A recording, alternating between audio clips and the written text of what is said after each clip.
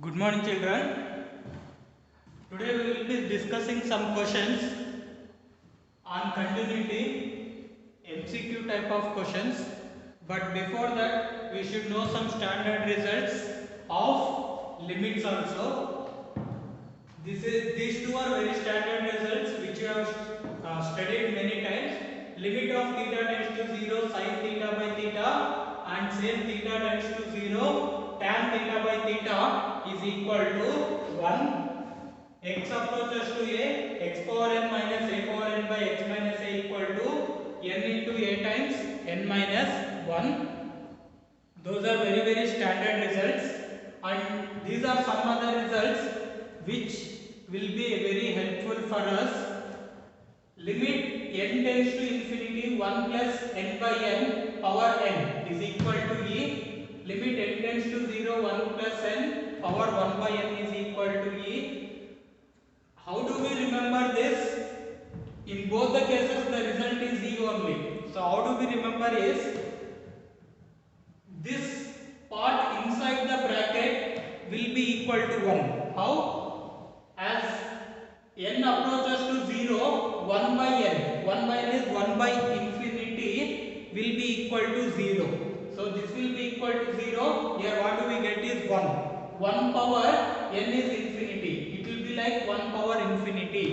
N tends to 0, 1 power infinity, that will be equal to e. This one also you can observe 1 plus n. Here n is equal to 0. 0, 1 by 0. 1 by 0 is infinity. So 1 power infinity, that will be equal to e. Here limit n tends to infinity 1 plus x by n. Again we have denominator n. That means it becomes 0 power n, power infinity. Wherever you see in all these equations, the numerator is becoming infinity, so that becomes infinity. Here you have 0, 1 by 0, infinity. Here you have infinity power n means that is infinity. 1 by n, here n tends to 0, so 1 by n, that becomes 1 by 0, which is infinity. Here you have n tends to infinity, so the power becomes infinity. Everywhere the power becomes infinity, and inside the bracket you get 1. Here you get this 1 x by infinity, that will also become anything by infinity, that will also become 0. So this will also be 1 power infinity, but this x we should not eliminate that x, that will become e power x. So here x is in the numerator, so we get e power x. Here also x is in numerator, we get power x. Here x is in the denominator, so we get e power 1 by x. So these are some standard results. Remember, the power becomes infinity. That one you remember. Remaining you can write it. Then here the last one, as x approaches to 0, a power x minus 1 by x, that is equal to log a base e. This is also one very standard results. These results will be very helpful while solving the problems based on limits and also on continuity. These are two more results again which are very useful. Limit x approaches to 0, 1 minus cos ax by f of bx is equal to 0. And another one is limit x approaches to infinity. Numerator you have a polynomial and denominator is also a polynomial. The degree of this equation, degree is the highest power. The highest power of this equation is n. Here the highest power of equation is n. Now if the degrees are equal, that means if n is equal to n, if the degrees are equal, then the result will be equal to a naught by b naught. Suppose if degree of numerator is less than degree of denominator, then the result will be equal to 0. If degree of numerator is greater than degree of denominator, then the result will be equal to infinity. These three are also very standard. standard results, you need to remember them. Consider these two questions. Limit theta tends to 0, 5 theta sin 5 theta minus sin 3 theta by theta. The options are given. First let's see some limit problems, because once you know the limit, then continuity will be easier. We can do this problem in two ways. One method is the direct by using the formula, that is limit sin of 5 theta, write this theta here, and sin of 3 theta by theta. We can split the denominator to both the terms. Now this is in the form of sin theta by theta, but here you have 5. Now if we multiply and divide by 5 here into 5, here also we have 3 theta, but here we have only theta. So we multiply and divide by 3. We multiply and divide by 5 here. Here also we multiply and divide by 3. Now we have 5 theta, denominator also we have 5 theta. Here we have 3 theta, denominator also we have 3 theta. This is x theta approaches to 0. Now if we separate them both, limit, this becomes sin of 5 theta by 5 theta into 5 minus limit theta approaches to 0, 3 into sin of 3 theta by 3 theta. Now this is 5 is a constant, so we will write that outside. Next we have sin 5 theta by 5 theta, where theta approaches to 0. If theta approaches to 0, 5 theta also approaches to 0. Here if theta approaches to 0, 3 theta also approaches to 0. Now we have 5 theta approaches to 0, here we have 5 theta by 5 theta. This 5 is a constant, and then this value will be equal to 1 minus, here also 3 is a constant, so that will write outside, and here also we have 3 theta approaches to 0, sin of 3 theta by 3 theta, that is also equal to 1. So this will be 5 minus 3, which is equal to 2. So you will be getting option 2. Next, second question, limit x approaches to 0, e power x plus e power minus x minus 2 by x square. 4 options are given. Now try substituting 0 directly. What happens if you substitute 0 directly? E power x is 1 plus e power minus x is 1. 1 plus 1, 2 minus 2. That numerator is 0 by 0 square. That becomes 0. So you will be getting 0 by 0 form. 0 by 0 form is indeterminate. We cannot find out the value of 0 by 0. So what we need to do is convert that into some other form so that we can find the limit. I think in the introduction class I have given you how to solve the limits which are in the form of 0 by 0 or infinity by infinity. That rule is called L'Hopital's rule.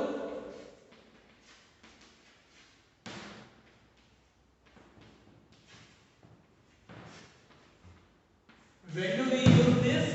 We use this if it is 0 by 0 or infinity by infinity. This is something like life savior for us. Whenever we get 0 by 0 or infinity by infinity, we don't know what to do.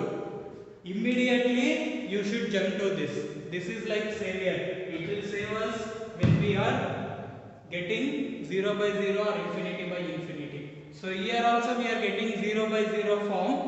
So what we do is, second one, 0 by 0 form. So what we need to do when we get 0 by 0 or infinity by infinity form is, take the derivative of numerator and derivative of denominator.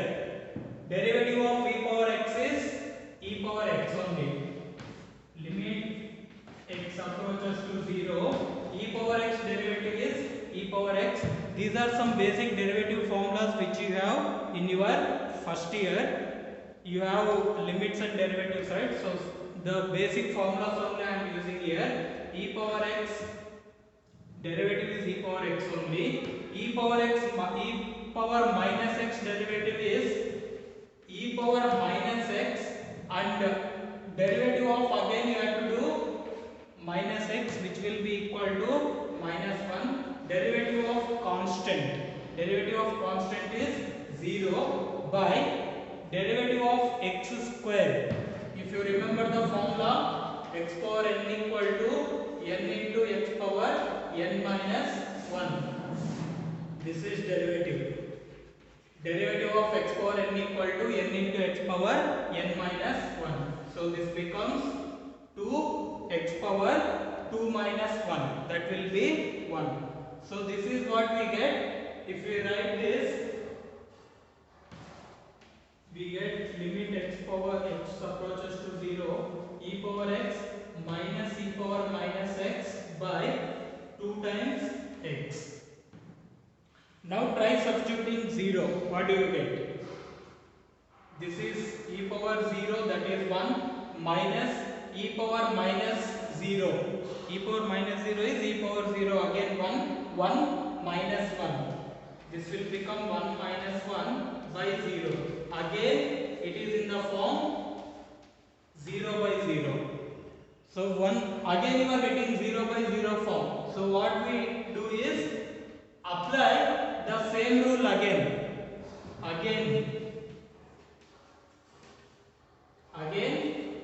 L'Hopital's rule. If you apply the same rule,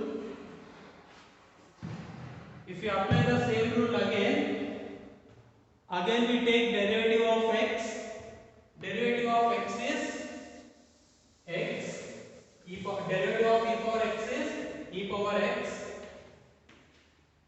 minus e power minus x derivative is e power minus x, but you need to take derivative of minus x again, which is minus 1 by 2 is in the denominator also you take the derivative. 2 is constant. Derivative of x is 1. So this becomes, you will have limit x approaches to 0 here. So this will become limit x approaches to 0. Now you get e power x minus into minus plus e power minus x. In the denominator what you are getting? Only 2. Now in the denominator we do not have x. So denominator cannot become 0. Now substitute this 0, e power 0, that is 1, plus e power minus 0, that is also e power 0, which is 1 by 2. This will be equal to 2 by 2, which is equal to 1. So this result will also be equal to 1. The basic derivative formulas we should know. You go through first year textbook for the basic derivative formulas. You will get some basic derivative formulas, or I will give here only. You can note them. Derivative of sin x is equal to cos x. Derivative of cos x is equal to minus sin x. Derivative of x power n is equal to n into x power n minus 1. Derivative of e power x is equal to e power x. Derivative of a power x is equal to a power x into log a. Next, derivative of log x. Derivative of log x will be equal to 1 by x. Here log means the base of that log will be equal to e. We need to be very careful about the base. You will get 1 by x only if the base is e. If the base is not e, the derivative will not be 1 by x. These are some very standard results. Based on this, we will get, I will give you one more. Derivative of root x. Derivative of root x will be 1 by 2 root x.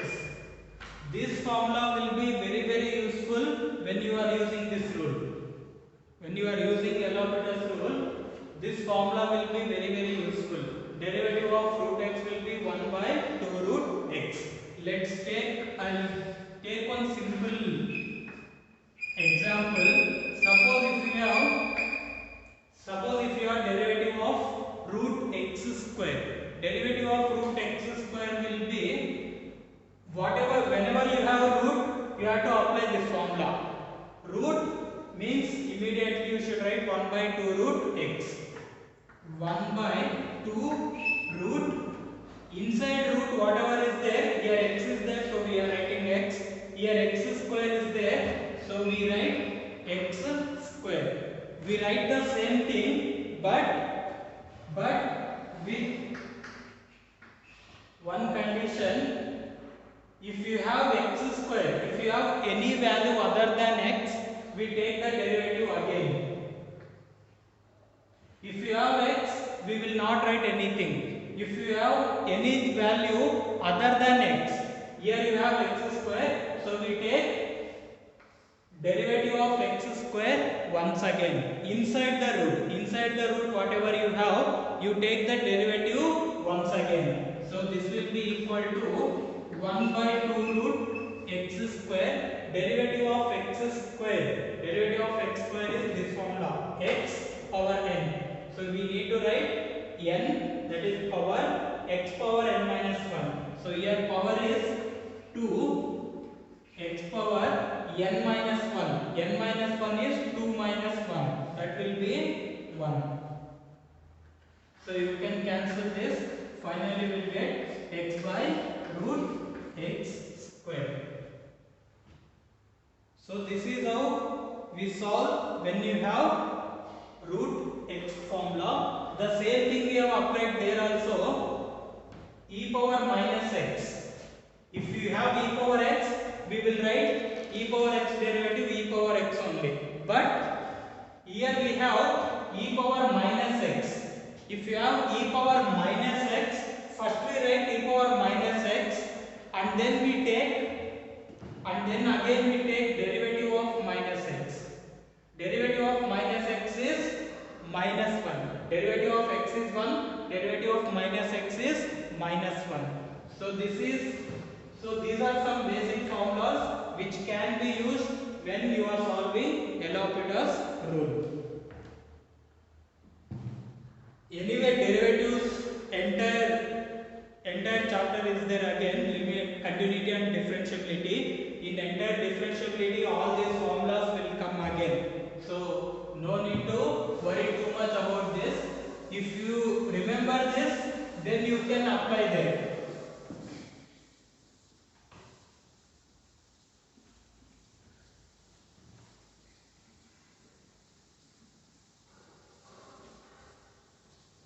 So these are some derivative formulas which you can remember. This is another topic. This is actually related to limits itself. So let's do it. I don't know if you have done it in first year or not, but this will be there in first year, which is related to the limits concept. So I will do a quick revision of it. Let f be a set of functions. F equal to, these are the functions, x, sin x, tan x, sin inverse x, tan inverse x. Along with this, you will also get sin h of x, tan h of x, sin inverse hx, tan inverse hx. What is sin hx? What is tan hx is, they are called hyperbolic functions. But that is not a part of the syllabus. Even in mains also, hyperbolic functions are not considered. So we will restrict to this.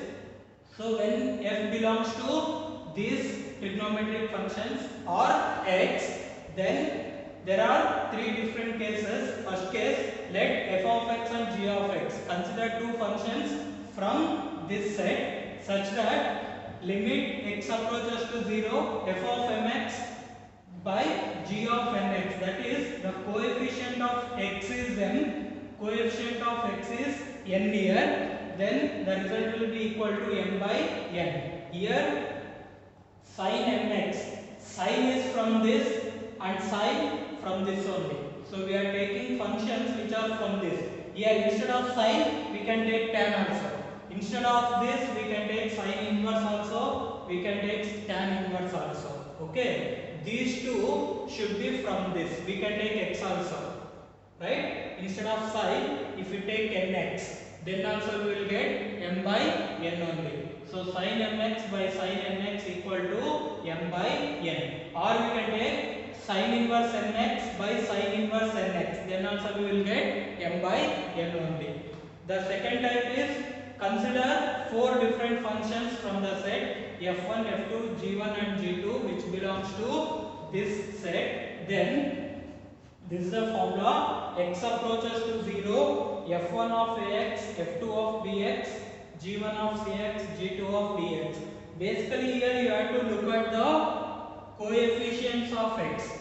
Coefficients of x, then it will be given a plus b coefficients, a plus or minus b, c plus or minus d. Here we are taking four functions from this set: tan 6x sin inverse 4x by 4x minus sin 8x. We write only the coefficients of x. 6 plus 4 plus 4. Here coefficient of x is 4 minus coefficient of x is 8. So this value you can calculate and write. Next another type is again consider four functions, but here the condition is look at this limit. Here we are taking powers f1 power n ax. Here we are not taking plus or minus, it should be into f2 bx power n, denominator g1 cx power p, g2 dx power q. Again the coefficients we are considering, but you have powers. The very important condition here is m plus n, this power, sum of this power must be equal to sum of p and q. So m plus n must be equal to p plus q. Only then we can apply this formula, which is a power m into b power n by c power p into d power q, where you are taking the coefficients power, coefficient power. So here look at this. So these are four functions: sin 2x, tan, this is x, and sin inverse functions. So here you have coefficient 2 power 4. Here coefficient is 3 power 3, so 3 cube. Here this coefficient is 1, so 1 square. Here coefficient is 3 and power 5.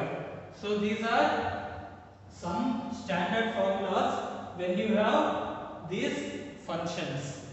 So this, when you see this, you can apply these formulas directly, so that the calculation burden and the time will be saved for all this. Let's study about the signum function.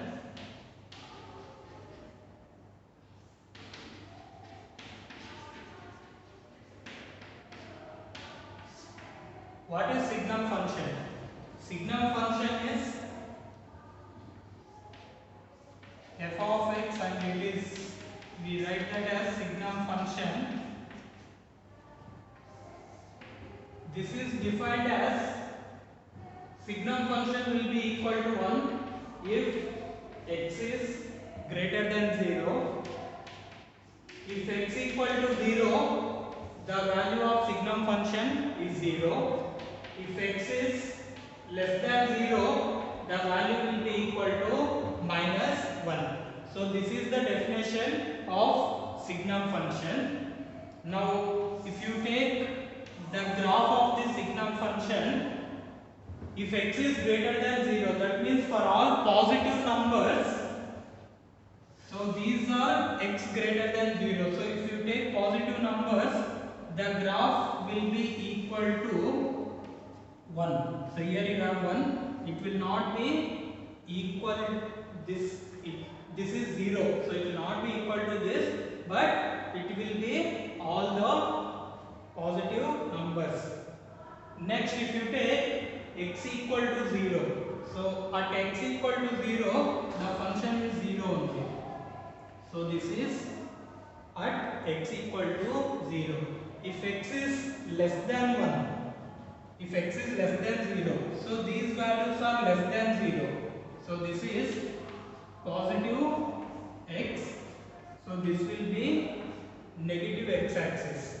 So if you take negative values of x, the value is equal to minus 1. So here if you take this is minus 1, then your graph will be like this. It will not be 0, but it will be other than, it will not be 0, but it will be other than 0. So this is the graph of signum function. Now clearly what you can make out from this is, if you take negative values, it is continuous. If you take positive values, the graph is continuous like this. But if you take at x equal to 0, at x equal to 0, it is jumping. It is not continuous at x equal to 0. Therefore, the signum function will be discontinuous. The signum function will be discontinuous at x equal to 0. You can, if you want, you can prove this also. For if you take c greater than 0, then you can write limit x approaches to c, signum function for greater than 0 what you have 1. So this will be equal to 1. Again if you take f of c for greater than 0, that is equal to 1 for greater than. For less than also you will get minus 1 and minus 1. But at x equal to 0, at x equal to 0 you have less than and greater than. So what I need to do for less than is, for less than I do left hand limit, that x approaches to 0 minus less than 0, I need to take minus 1, which will be equal to minus 1. For right hand limit, I take limit x approaches to 0 plus greater than 0. Greater than 0 is plus 1, which will be equal to 1. So here these two are not equal, therefore the signum function is discontinuous at c equal to 0 or x equal to 0. This point you need to be very careful. Signum function is continuous everywhere except at x equal to 0. You can consider a small problem. Suppose if you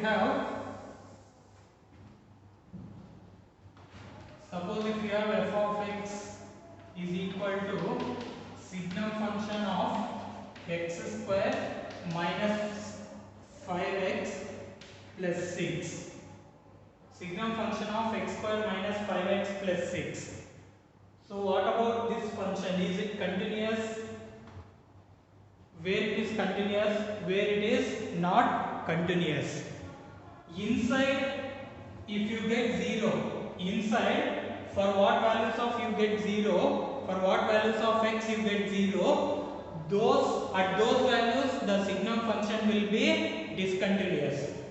Right? So you have to find out the values of x where this becomes 0, except those points, and in all the remaining points it will be continuous. So this can be written as signum function of, this can be written as x minus 2 into x minus 3. This you can factorize and write x minus 2 into x minus 3. Now if you look at this is signum function of this. Now if you take x equal to 2, inside this becomes 0. If you take x equal to 3, this becomes 0. We have already told, if x is equal to 0 inside, that means inside signum function, at 0 the function will not be continuous. Here x equal to 2 and 3, if you take x equal to 2 and 3 are discontinuous points. x equal to 2 and 3 are discontinuous points. So you can tell the signal function is discontinuous at x equal to 2 and 3, or the function is continuous everywhere except at 2 and 3. So what you need to verify here is, for what values of x this becomes 0. Other than those points, in the remaining points the function will be continuous. So this is the continuity of signal function. Yesterday one of you were asking, what about the continuity of inverse trigonometric functions? Inverse trigonometric functions are continuous. Inverse trigonometric functions are continuous, but continuous where? Continuous in the domain. If you see look at the table, in the table domain of sin inverse x. Domain of sin inverse x is -1 to 1. So the function, the sin inverse is continuous in the interval -1 to 1. In the interval -1 to 1. Similarly, cos inverse x is also continuous in the interval -1 to 1.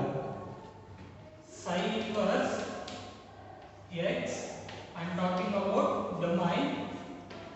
Domain of sin inverse x is equal to -1 to 1. Here this sin inverse x is continuous in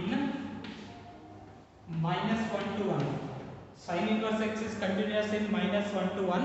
Here I have closed interval, but here I am not writing closed interval. I am taking only open interval. Why? In the definition we have, when you have closed interval, you need to take only the left hand and right hand limits.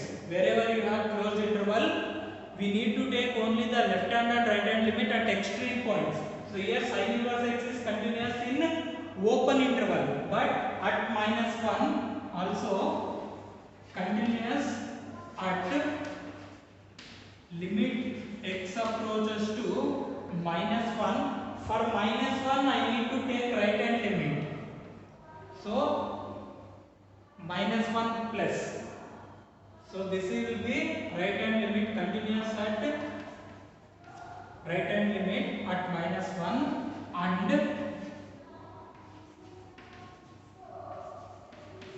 for 1 I need to take left hand limit. So the sin inverse function is continuous where in the open interval of the domain, and also the left hand and right hand limit of the extreme points. Wherever you have extreme points, you need to take only the left hand and right hand limits. We cannot take we cannot take left hand limit because that is not in the domain only. Continuity, where we verify continuity only in the domain. Why do we care this side of the limit? We do not bother only. So we take for -1 right hand limit, for 1 we take left hand limit, because that will be in the domain. The same thing applies for cos inverse. Exactly the same thing for cos inverse also.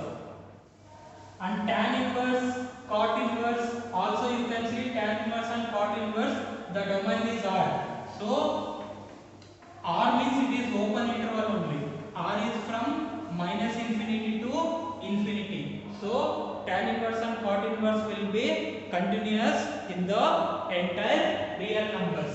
And for secant inverse and cot inverse, secant inverse and cot inverse will be continuous in the interval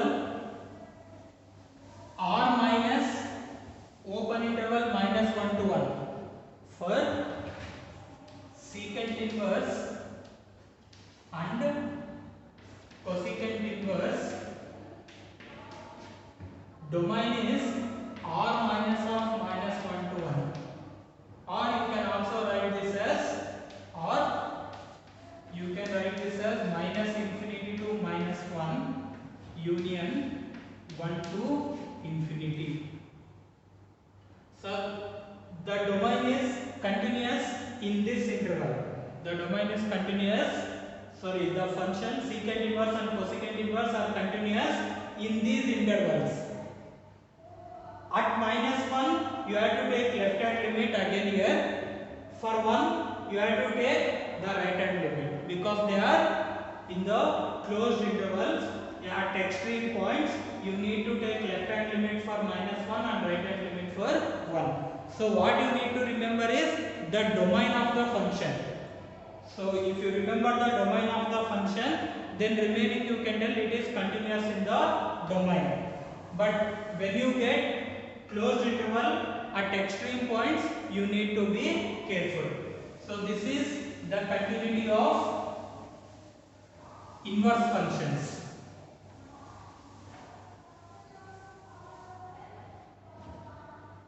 So that is about the some concepts of continuity. If you look at the problems will be very similar to what we have done in PU level, that is finding the value of k, finding the relation between a and b, or finding the values of a and b. Those are the types of questions that you will be getting in CET exam. And one more a small concept. Suppose if we have, suppose f of x is defined like this: some x square plus 5x minus some 10, or this is equal to some 15. Suppose if this is x belongs to q and this is if x belongs to q dash. So what is given is the function is this: if x belongs to rational numbers, and the function is -15 if x belongs to irrational numbers. If x belongs to rational and irrational. So when you get this type of problems and the function is continuous, f is continuous. So this is the type of problems that will be given. When you have these type of problems, or some value will be missing. Suppose if you have this is equal to lambda. So when you have these type of problems and it is given continuous, what you need to do is take this function equal to this function. Because it is continuous, these two will be equal. Rational and irrational will be equal. Why? Because the concept is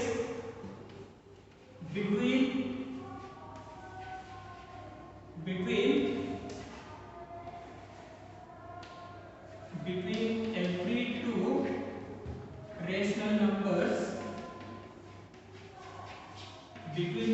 two rational numbers,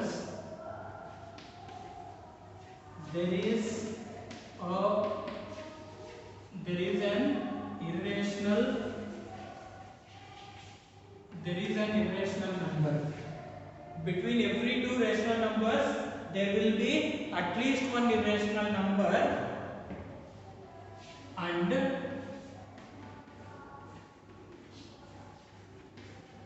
vice versa. The inverse is also true. That means if you take every two rational numbers, there will be irrational number, and also between every two irrational numbers, there will also be a rational number. So if you take, when you take left hand and right hand limits, if you take left hand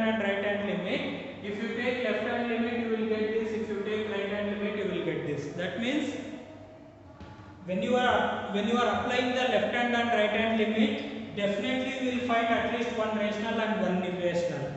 And left hand and right hand limits must be equal.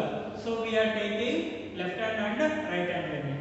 That means when you take x approaches to c, suppose c is any number. If you take c minus, you might get a rational number.